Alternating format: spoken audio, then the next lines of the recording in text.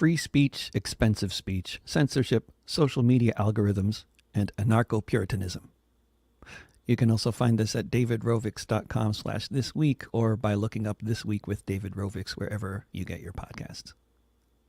The corporate media shows us an endless stream of patriotic Ukrainians standing up against the Russian menace. Then, in their coverage of more local news, among the diverse crowd of truckers and other protesters occupying downtown Ottawa, only the most right-wing participants are highlighted.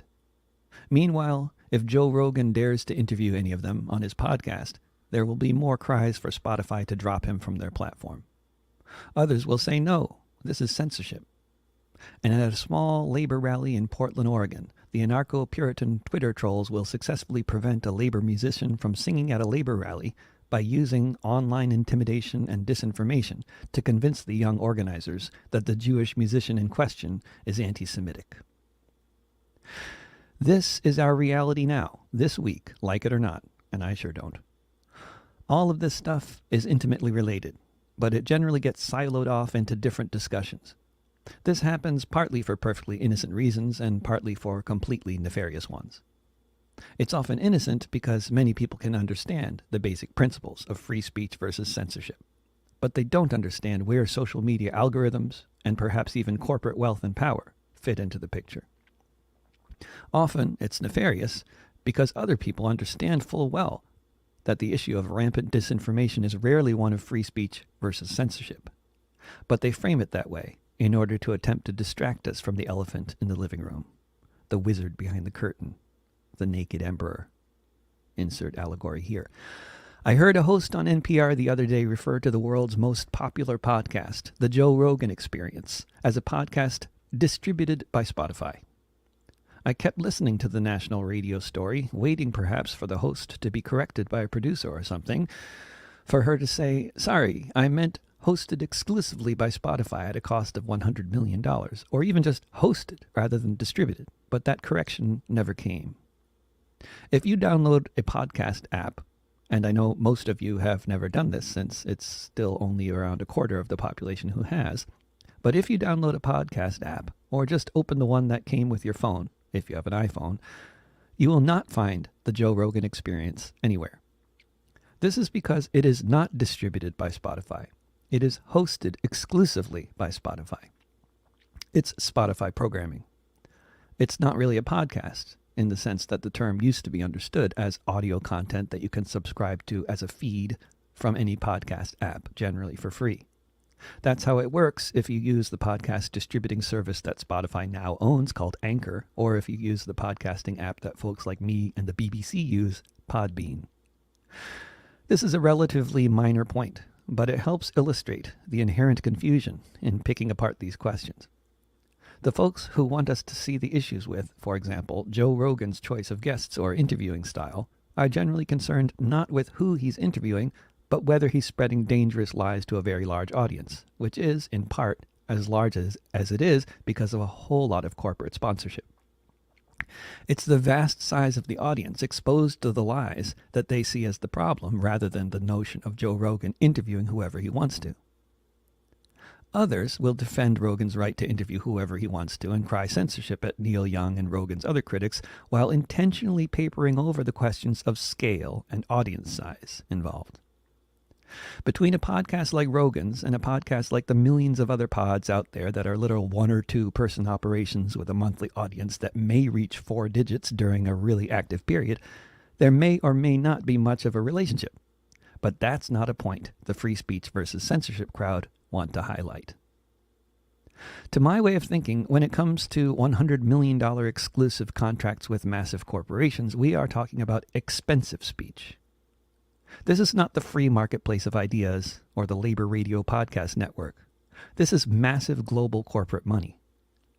When we're talking about this kind of corporate money and corporate influence, the free speech question is largely overshadowed by questions of corporate power.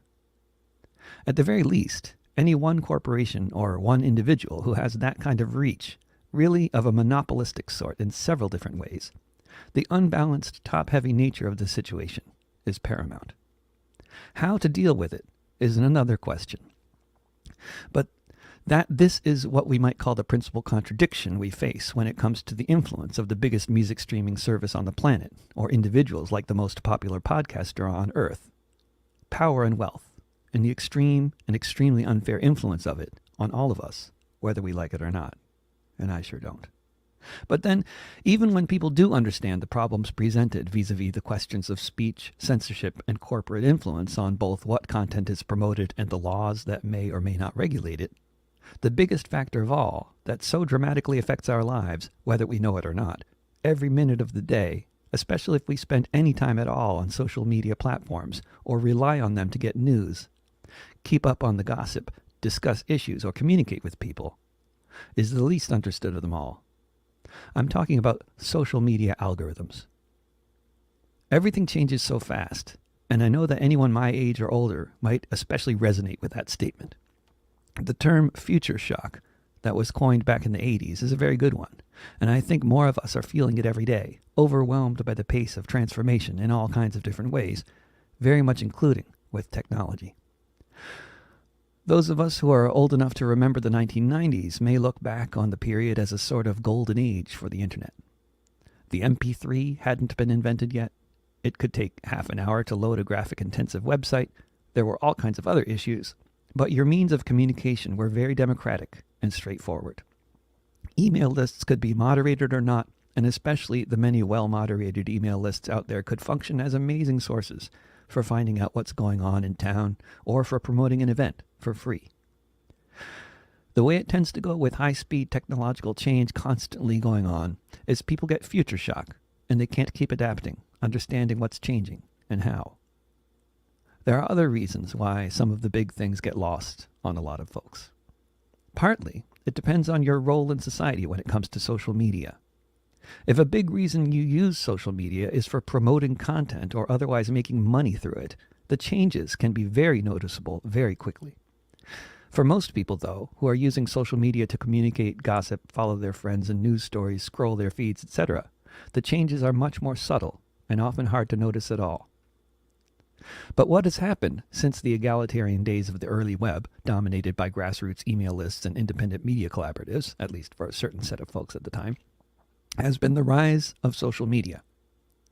At the beginning, it appeared to many of us that a phenomenon like the news feed would function much like an unmoderated email list, and as the old email lists and other vestiges of the free internet began to gather virtual dust from disuse, and most of the world began to spend most of their time online on a small handful of massive corporate platforms, entities like the ultra-dominant platform Facebook introduced the algorithm-based newsfeed.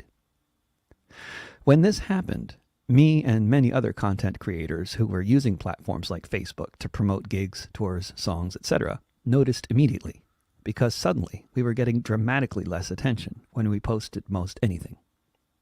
Whereas the day before, if we had more followers on the platform, more people would see what we posted, suddenly this was no longer how it worked. Suddenly, you had to pay to boost posts if you wanted people to see them, unless you were posting a picture of your baby or a pet, or you were engaged in a heated argument related to a post. What became the norm was if you posted a link to an article you had spent lots of time writing, which you had published on a platform other than Facebook, like, say, Counterpunch, no one would see it anymore. But if you boiled down your argument in the Counterpunch article into a few paragraphs on a Facebook post that wasn't a link off-platform, people would see it and maybe even engage with it. But the inherent dumbing down phenomenon here was clear. A tweet had to be a certain very short length, everyone knew, but less well known was which sorts of Facebook posts might be seen and which would not, depending on the workings of secret algorithms. The algorithms are secret, and they change. They're blatantly manipulating our perceptions of the world in all kinds of unknown ways. If we weren't, at least in theory, all doing this to ourselves voluntarily, it would be much more alarming. But it's very alarming either way. At one time, many of you reading a piece on Counterpunch might have found your way there because of a link someone posted on Facebook. When they changed the algorithm, overnight this would be the case half as much of the time.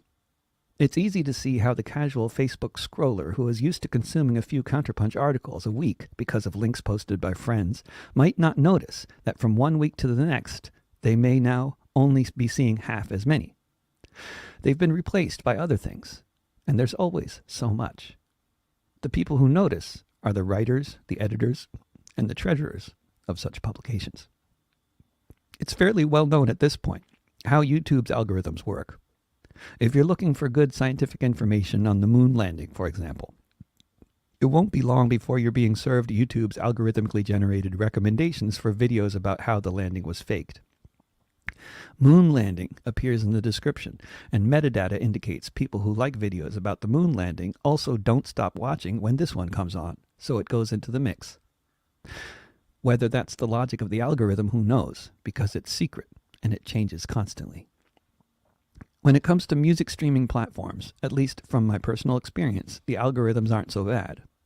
The people who get recommendations about my music because they listened to another artist that Spotify's algorithms thought were similar do keep coming back to me. Assuming it works that way with other artists, Spotify's algorithms seem to have musical tastes of listeners pretty well figured out. But when it comes to learning about what's going on in the world, what may be innocent music recommendation algorithms can suddenly be terrifying. While social media algorithms alone certainly can't be blamed for the increased polarization in society and the fact that what passes for discourse increasingly resembles some cross between Idiocracy and the Salem witch trials, they play no small part either. And they also play perfectly into the hands of those who want to use social media to spread disinformation, since that's what social media is algorithmically inclined to do in the first place. Social media is a great equalizer, at least in terms of the ability of random people to make a lot of noise in ways previously unknown.